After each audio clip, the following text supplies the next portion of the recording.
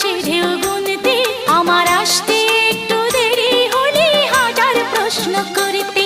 আজ সময়ের